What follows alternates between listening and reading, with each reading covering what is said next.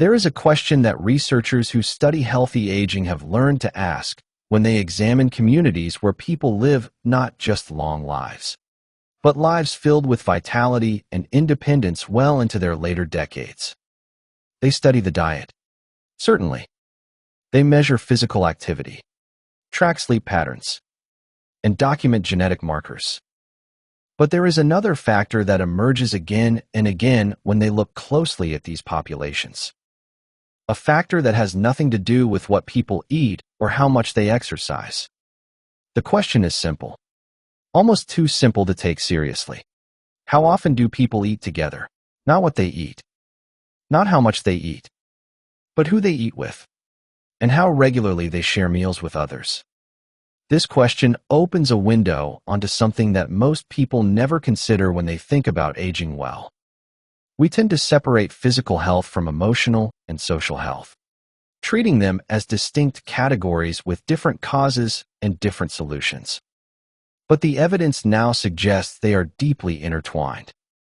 The same forces that shape blood pressure and immune function also shape memory and mood. And one of the most powerful of those forces turns out to be something that costs nothing, requires no prescription, and is available to nearly everyone. The quiet mistake many people over 65 never realize they are making is treating social connection as optional, as something nice to have when time allows, rather than recognizing it as fundamental to how the body maintains itself. The slow shift happening inside the body that feels like inevitable aging, the creeping fatigue, the mental fog, the declining energy, may not be aging at all. Or at least, not aging alone. You are listening to the Longevity Library, where we archive the wisdom of healthy aging, the connected life, understanding social health as we age. Part 1. The discovery of a hidden factor in human longevity. There is a question that researchers studying human longevity have learned to ask when they examine communities where people live exceptionally long lives. They study the diet. Certainly. They measure physical activity, track sleep patterns, and document genetic markers. But there is another factor that emerges again and again when they look closely at these populations. The question is simple. How often do people eat together? Not what they eat, though that matters too, but who they eat with, and how regularly they share meals with others. This question opens a window onto something that scientists have only recently begun to measure systematically, though humans have always known it intuitively. We are not designed to live alone. The body that carries us through decades of life did not evolve in isolation. Every system within it, the beating heart, the firing neurons, the complex chemistry of hormones and immune cells, developed in the context of group living. And when that context is missing, something shifts beneath the surface. For most of human history, this was not something people needed to think about. Life was structured around proximity to others. Families lived near families. Generations remained in the same communities. Work, worship, celebration, and mourning all happened in the company of others who knew your name and your story. The idea that someone might go through an entire day without meaningful conversation with another person would have seemed strange, even alarming. Today, that experience is increasingly common, not just among the oldest members of society, though they are particularly vulnerable. Across all age groups, the patterns have changed. People spend less time in face-to-face contact than they did 20 years ago. The spaces where casual interaction used to happen, the front porch, the neighborhood store, the community gathering place, have faded or disappeared. Even within homes, family members may sit together while each looks at a separate screen. The health implications of this shift are only now coming into focus. What researchers have found challenges the way we usually think about well-being. We tend to separate physical health from emotional health, treating them as distinct categories with different causes and different solutions. But the evidence suggests they are deeply intertwined. The same forces that shape blood pressure and immune function also shape mood and memory. And social connection appears to influence all of them. This is not about loneliness as a temporary feeling, though that matters too. It is about the biological consequences of a life lived without enough of the kind of contact that humans need. The body registers the absence of others, even when the mind has grown accustomed to it. And over years and decades, that registration leaves a mark. Part 2. What social connection means for the body. To understand why other people matter for physical health, it helps to consider how the body responds to challenge. Every day, we encounter situations that require adjustment, a difficult conversation, a surprising piece of news, a change in routine. The body's response to these moments is coordinated by a system that links the brain to the hormone-producing glands. This system, often called the stress response system, prepares the body to meet demands. When this system works as intended, it activates in response to a challenge and then returns to baseline once the challenge has passed. A brief increase in heart rate, a temporary release of energy stores, a sharpening of attention. These are useful adaptations for dealing with whatever life presents. The problem comes when the system stays activated, when the body remains in a state of readiness long after any actual threat has passed. The same mechanisms that protect in the short term begin to cause damage. This is where social connection enters the picture. The presence of trusted others appears to be one of the most powerful signals the brain can receive that the environment is safe. When we are with people we know and trust, the stress response system can relax. The body receives the message that it does not need to remain on high alert. Heart rate can slow. Inflammation can decrease. Energy can be directed toward maintenance and repair rather than defense. This is not a matter of conscious thought. The brain is constantly processing information about the social environment, much of it below the level of awareness. Tone of voice, facial expression, body language, these are read continuously, and the body responds accordingly. A warm greeting from someone familiar triggers one set of responses. A cold stare from a stranger triggers another. Over time, the accumulation of these moments shapes the overall environment in which the body operates. Research has found that people with richer social connections tend to show different patterns in measures of inflammation, a process that underlies many age-related conditions. They tend to have better regulation of blood pressure. Their sleep is often more restorative. Even their immune systems appear to function differently, with better responses to vaccines and lower susceptibility to some infections. The size of these effects is striking. When researchers compare people with strong social connections to those who are more isolated, the differences in health outcomes can be as large as those seen when comparing smokers to non-smokers. This is not to say that isolation is as damaging as smoking, though some studies suggest the effects are comparable. It is to say that social connection belongs in the same conversation as diet, exercise, and sleep when we think about the foundations of health. For older adults, these effects may be particularly important. The body's ability to regulate stress responses changes with age. The systems that once bounced back quickly may recover more slowly. The cumulative wear and tear of decades can leave less reserve to draw upon. In this context, the buffering effect of social connection becomes not just beneficial, but potentially protective. Part 3. Beyond loneliness, understanding the spectrum of social experience. The word loneliness carries weight. It suggests something painful, something to be remedied. And indeed, the experience of loneliness, the subjective sense of missing connection, is associated with many of the same health effects as objective isolation. But it is not the same thing, and understanding the distinction matters. Loneliness is a feeling. It is the gap between the social contact a person wants and what they have. Two people can have identical amounts of social interaction, and one will feel lonely while the other feels satisfied. This is not a matter of one being right and the other wrong. It is a matter of individual differences in need and expectation.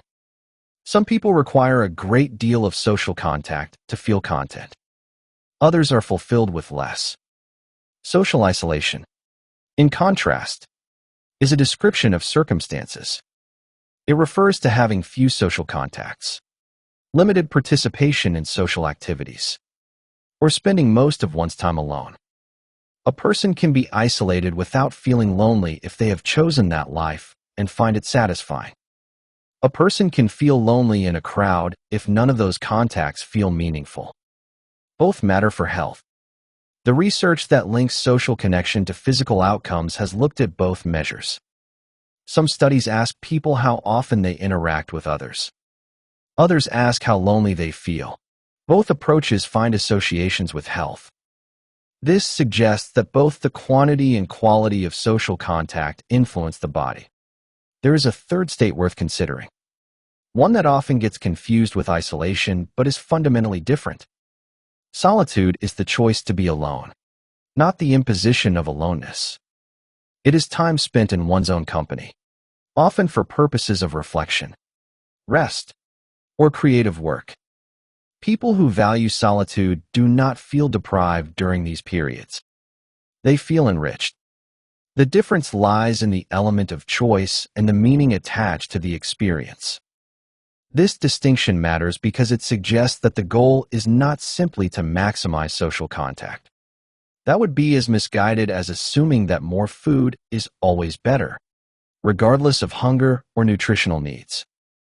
The goal is to find the pattern of connection that fits a person's life and temperament, while ensuring that the basic requirements for social health are met. For most people, those requirements include both regular contact with others and a sense that some of those contacts are meaningful. Regular contact might mean daily conversations with household members, weekly gatherings with friends, or frequent phone calls with distant family. Meaningful contact means interactions where people share something of themselves, where they feel known and understood, where the conversation goes beyond surface exchanges. The research suggests that both elements contribute to health outcomes. People who have frequent contact but no deep relationships show different patterns than those who have deep relationships but infrequent contact. The ideal, as one might expect, is to have both regular opportunities for connection that also feel genuine and satisfying. Part 4. The changing landscape of social life. If social connection matters this much for health, then the question becomes why so many people today find themselves with less of it than previous generations. The answer is not simple, because the changes have been many and they have unfolded over decades. One factor is the way daily life is structured. 50 years ago, more people worked in settings that required face-to-face interaction throughout the day. More people belonged to organizations that met regularly, religious congregations, civic groups, labor unions, fraternal orders. More people lived in neighborhoods where they knew their neighbors and encountered them routinely. These structures provided a kind of social scaffolding, a framework that ensured regular contact with others even without active effort. Much of that scaffolding has weakened. Work, for many, now happens in isolation or through screens. Participation in community organizations has declined across nearly all categories. Neighborhoods are more transient, with people moving more frequently and knowing fewer of their neighbors. The spaces where casual interaction used to occur, the local diner, the corner store, the park bench, have often disappeared or been redesigned in ways that discourage lingering. Technology has played a role, though perhaps not the one usually assumed. The concern is not that people are choosing screens over people, though that happens. It is that technology has changed the nature of social life in ways that are not always obvious. Communication that once required being in the same place at the same time can now happen asynchronously, at a distance.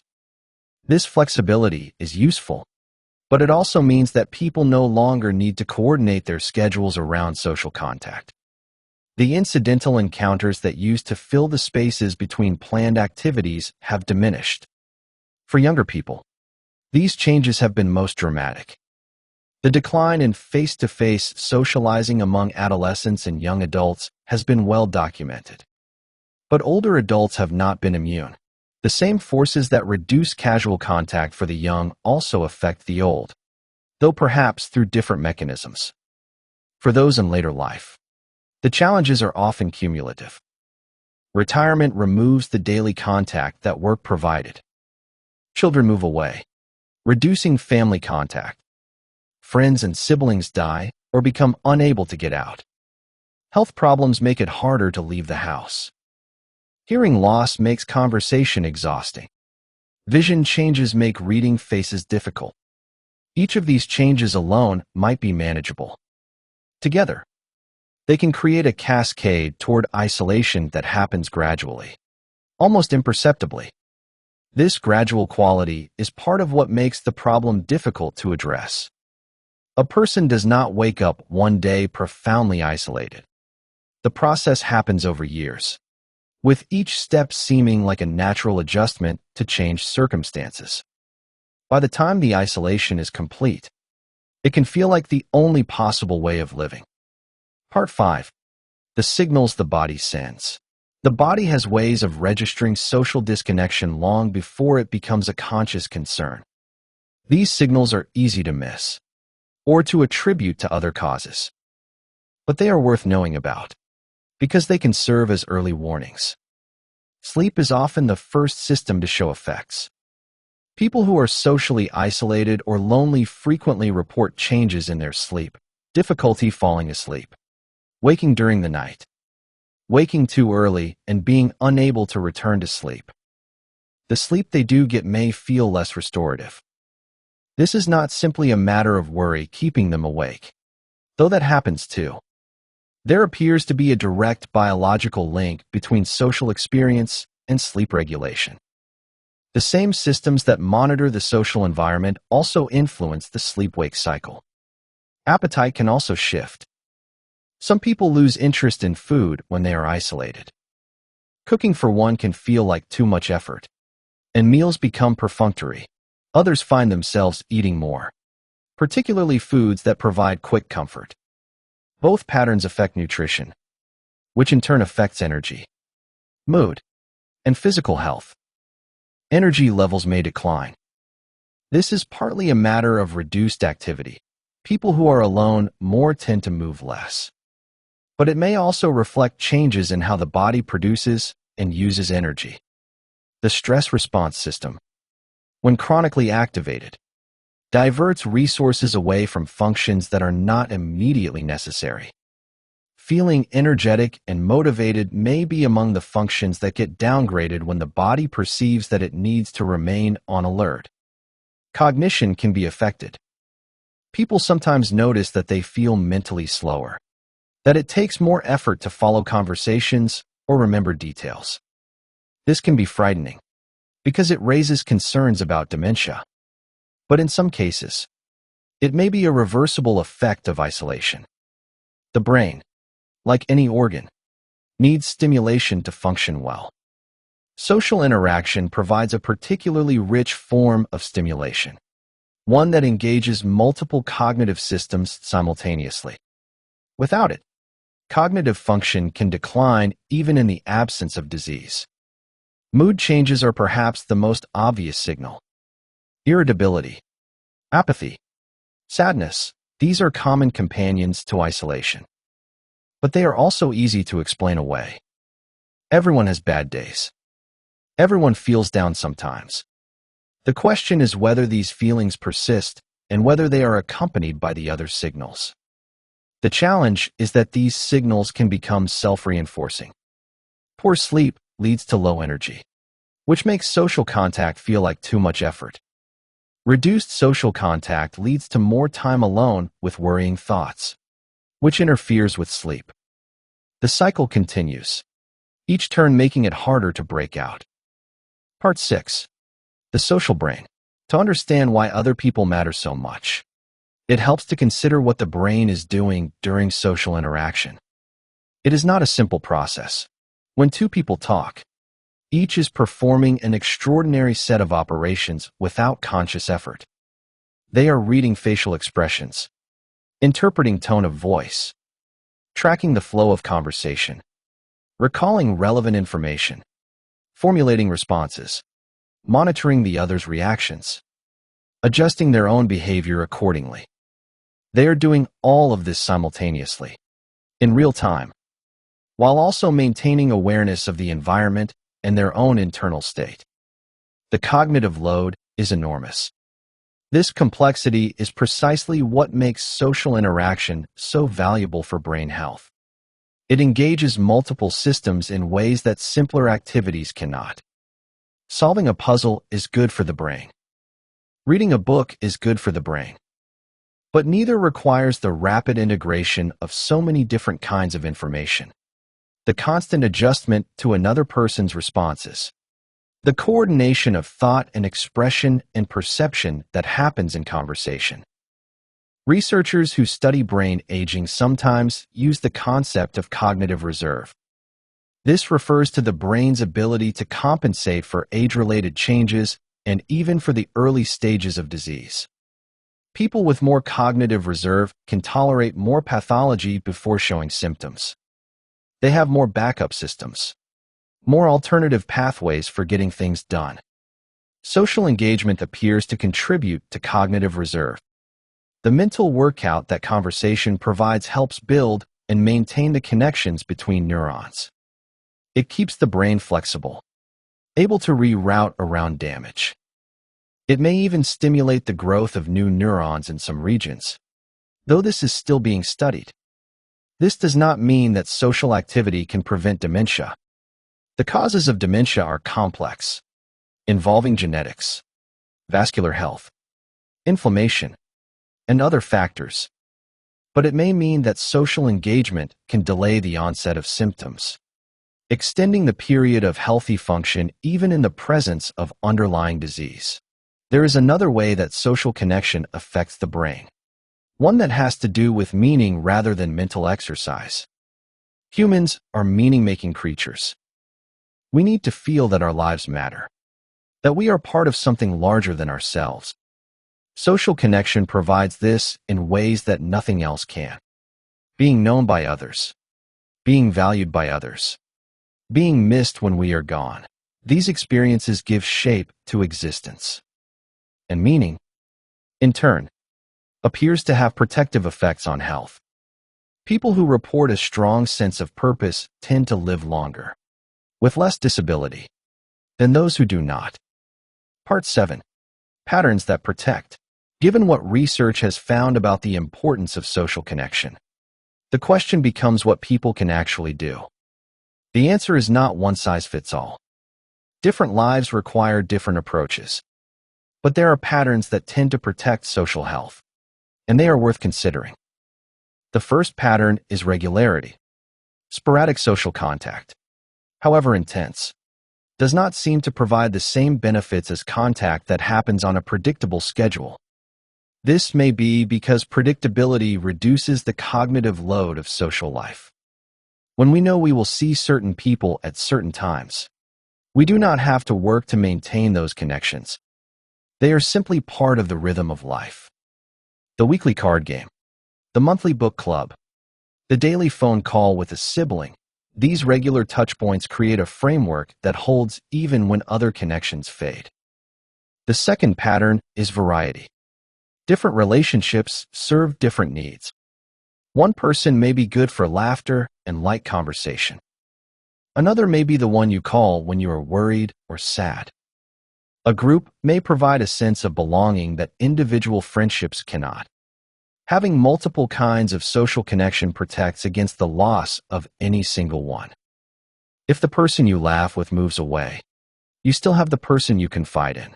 If the group stops meeting, you still have your daily call. The third pattern is reciprocity. Relationships that are one-sided, where one person always gives and the other always receives, tend to fade or become burdensome. The healthiest connections are those where both parties contribute, though not necessarily in the same way or at the same time. You might need more support during an illness. Then provide more support when your friend faces a loss. The balance over time is what matters.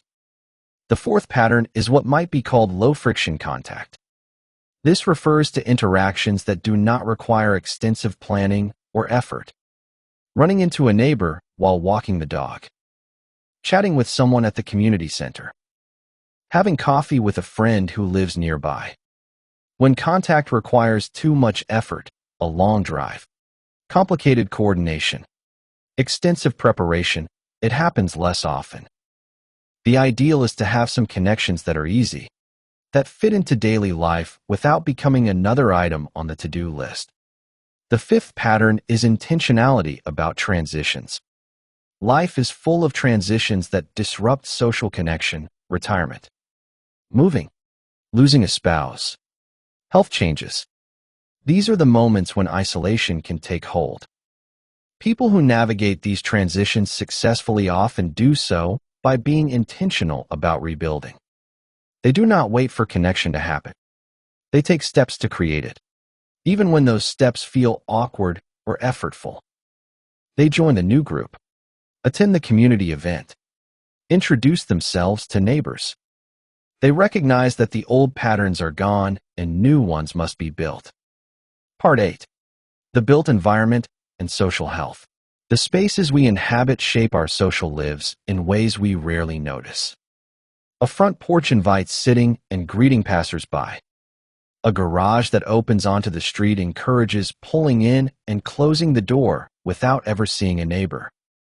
A community with sidewalks and benches invites walking and pausing.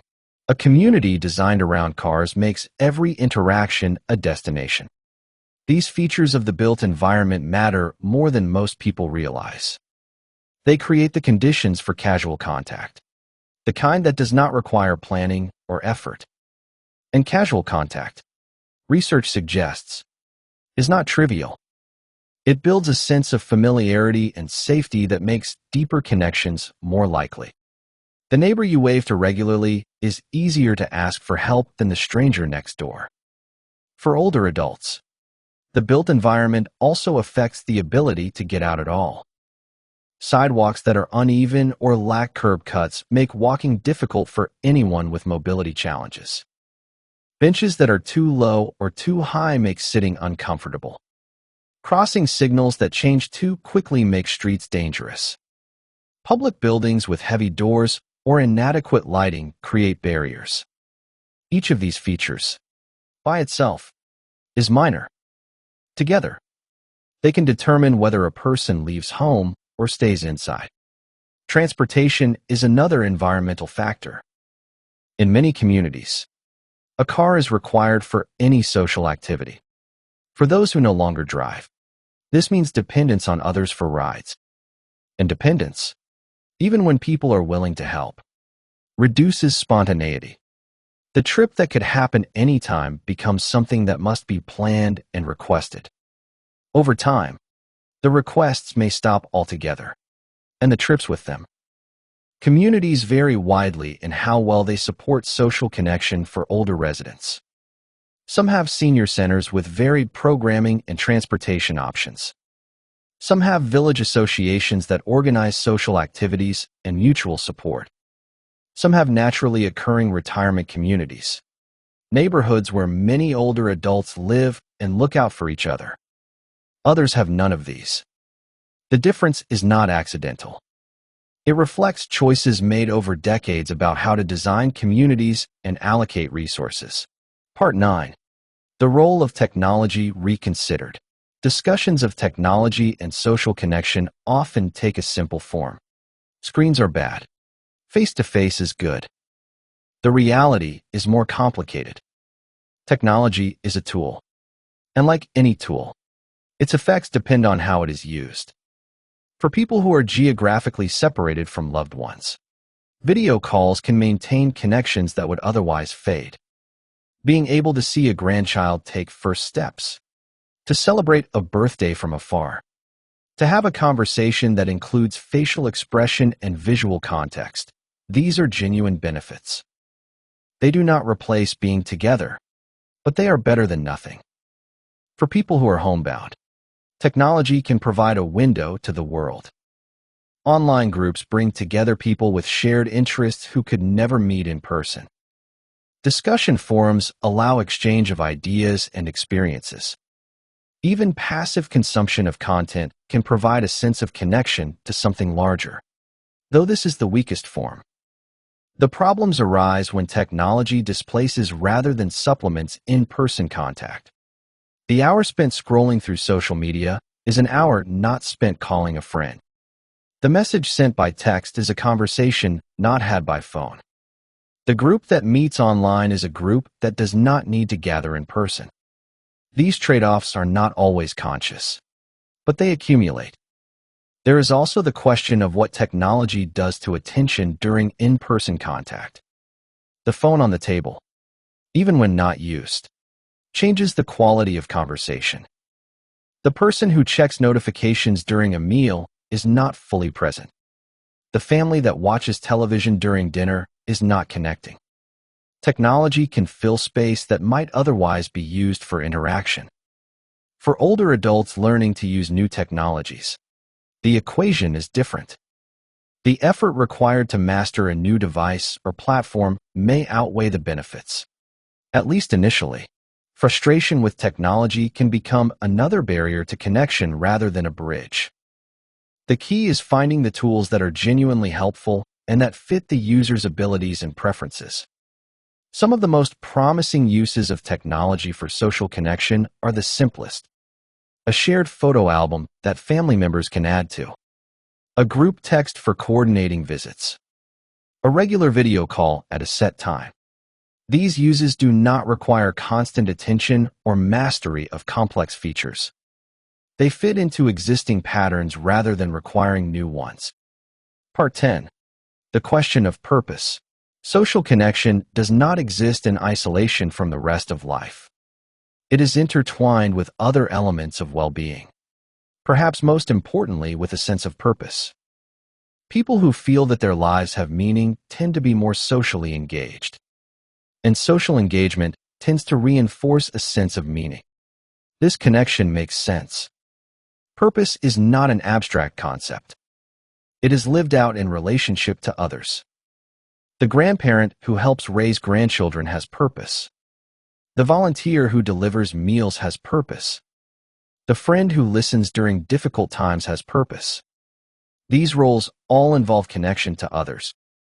They are not things we do alone. Retirement can disrupt this connection between purpose and social life. For many people, work provided both social contact and a sense of contribution. When work ends, both can be lost.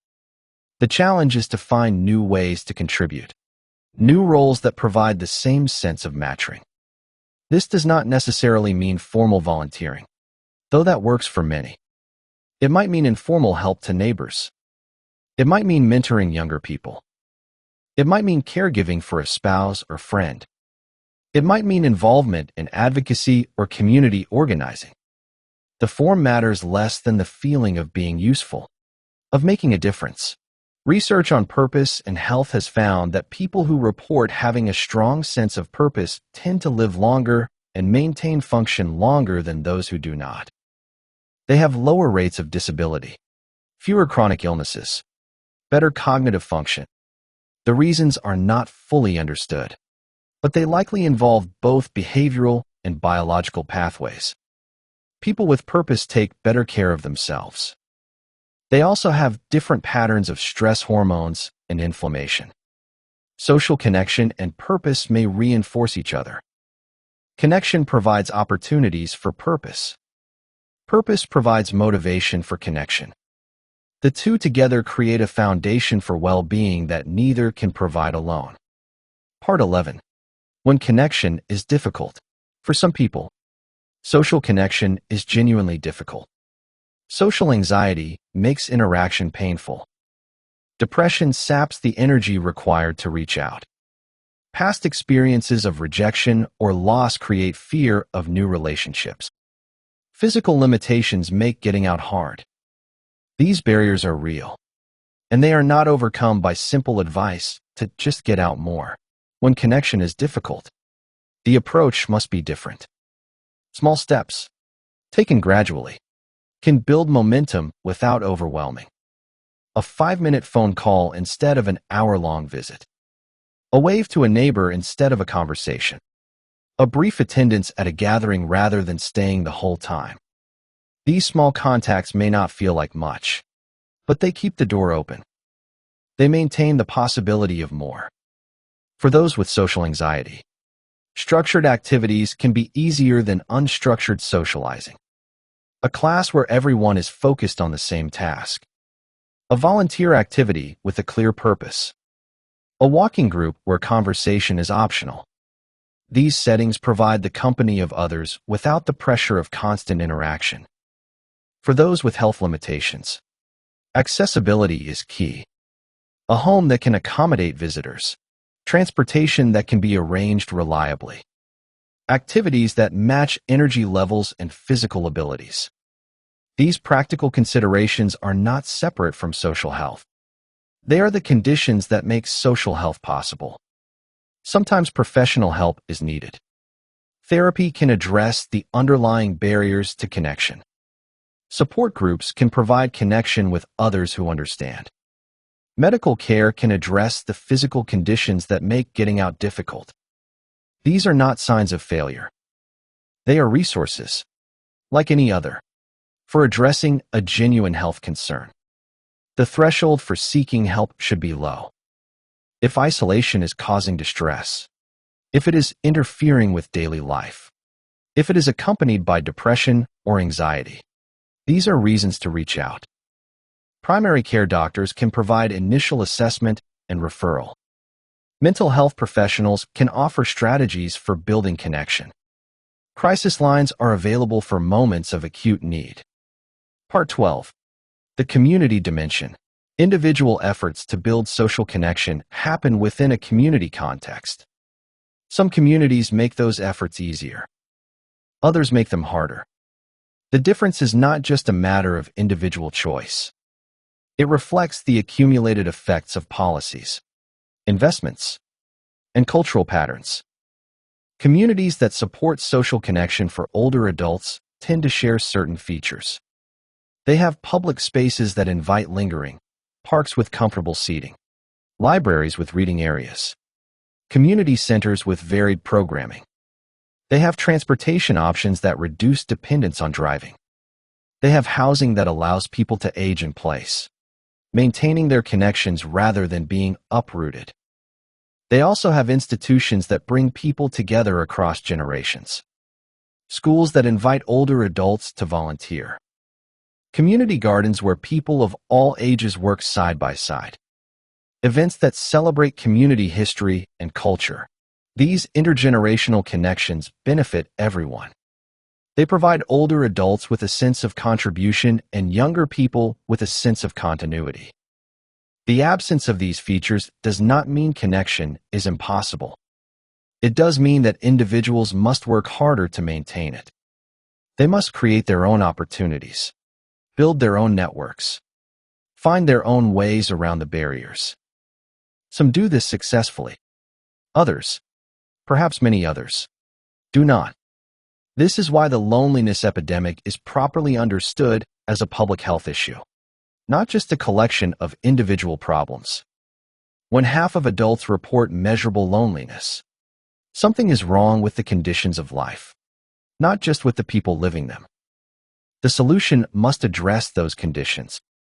This does not mean waiting for society to change before taking action. Individuals can and should do what they can with the circumstances they have. But it does mean recognizing that the difficulty many people have maintaining social connection is not a personal failing. It is a predictable response to a world that has made connection harder. Part 13. The deepening of existing connections.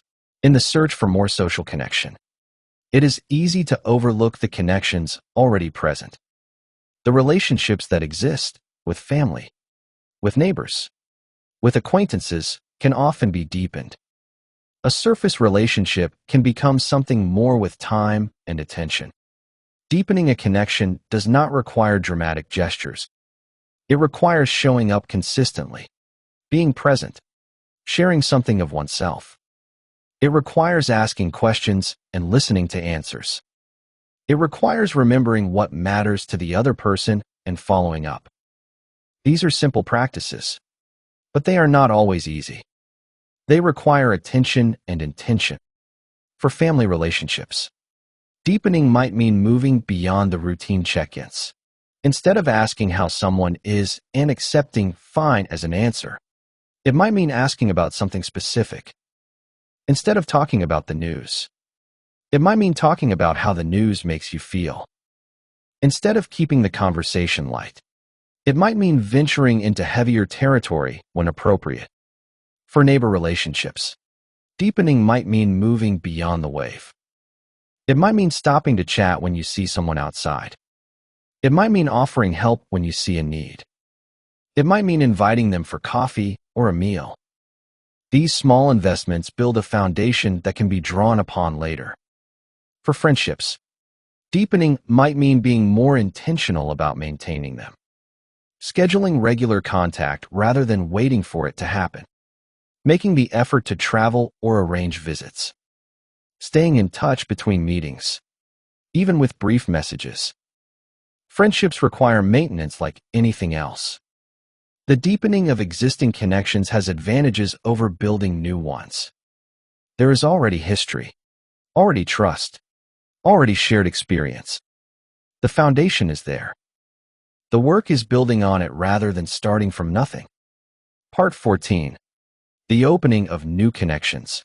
Despite the value of existing relationships, there are times when new connections are needed. Moving to a new place, losing people to death or distance, outgrowing relationships that no longer fit. These are times when the old network cannot provide what is needed, and new people must be found. Opening new connections later in life can feel daunting. The settings where people used to make friends, school, work, young parenthood, are often gone. The confidence that came easily in youth may have faded. The energy for social pursuit may be less. These are real barriers, but they are not insurmountable. The key is finding settings where connection is more likely to happen. Shared activities provide natural opportunities. A class, a volunteer role, a religious community, a hobby group. These bring together people with common interests. The shared focus reduces pressure. Conversation can start with the activity and deepen from there.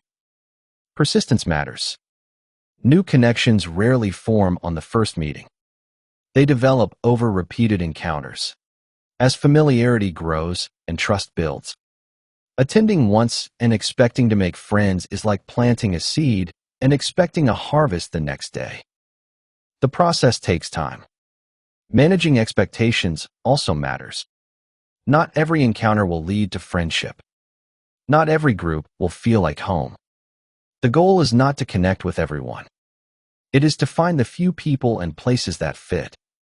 This requires trying multiple options, accepting that some will not work, and continuing to try.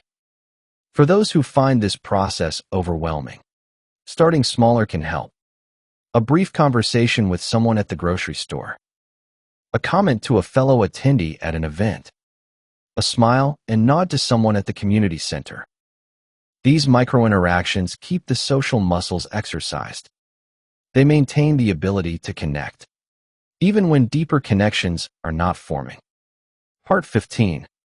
The integration of social health. Social health does not exist separately from other forms of health. It interacts with physical activity, with nutrition, with sleep, with cognitive engagement. These interactions mean that efforts in one area can support efforts in another. Physical activity, for example, often happens in social contexts. Walking with a friend, taking a group exercise class, participating in recreational sports. These combine movement with connection. The social element makes the activity more enjoyable and more sustainable. The activity element makes the connection more health-promoting. Nutrition is similarly social. Meals shared with others tend to be more varied and more nutritious than meals eaten alone. The act of preparing food for others, or having others prepare food for you, carries meaning beyond the nutrients. The social context of eating affects digestion and satisfaction. Cognitive engagement, as discussed, is often social. Conversation, discussion, debate, these exercise the mind in ways that solitary activities cannot. Learning in a group setting provides both cognitive stimulation and social connection. Teaching others reinforces one's own knowledge while contributing to someone else's. Sleep, perhaps surprisingly, is also connected to social health. People with stronger social ties tend to sleep better. They fall asleep more easily, wake less during the night, feel more rested in the morning. The mechanisms are not fully understood, but they likely involve the stress response system and the sense of safety that social connection provides. These interactions suggest that efforts to improve social health should not be separate from other health efforts. They should be integrated into daily life, combined with activities already being done. The walk that becomes a social outing, the meal that becomes a gathering, the learning that becomes a group pursuit. These combinations are more sustainable than adding yet another item to the to-do list. Part 16. The long view. Social health, like physical health, is built over time. The connections that sustain us in later life are often the ones planted years or decades earlier.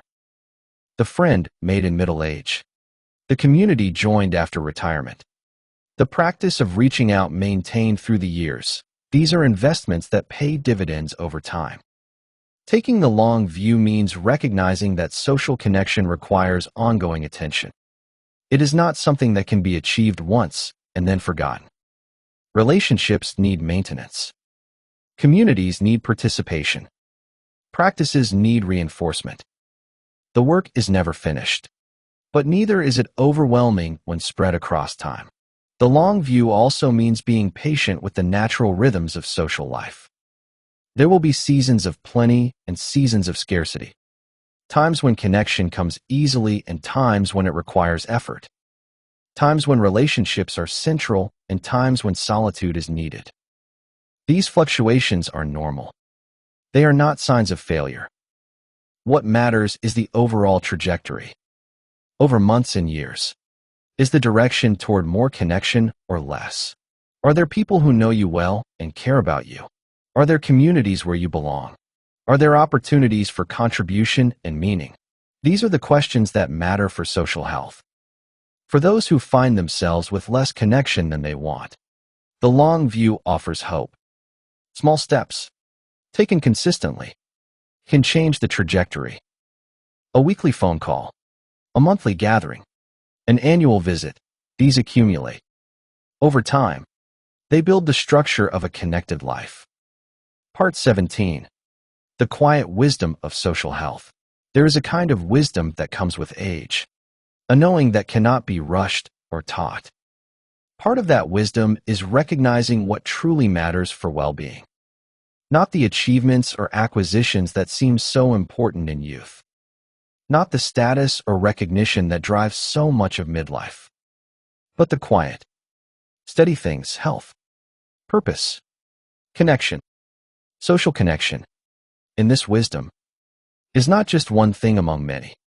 It is the context in which everything else happens. Health is lived out in relationship to others. Purpose is expressed through contribution to others. Meaning is found in being known by others.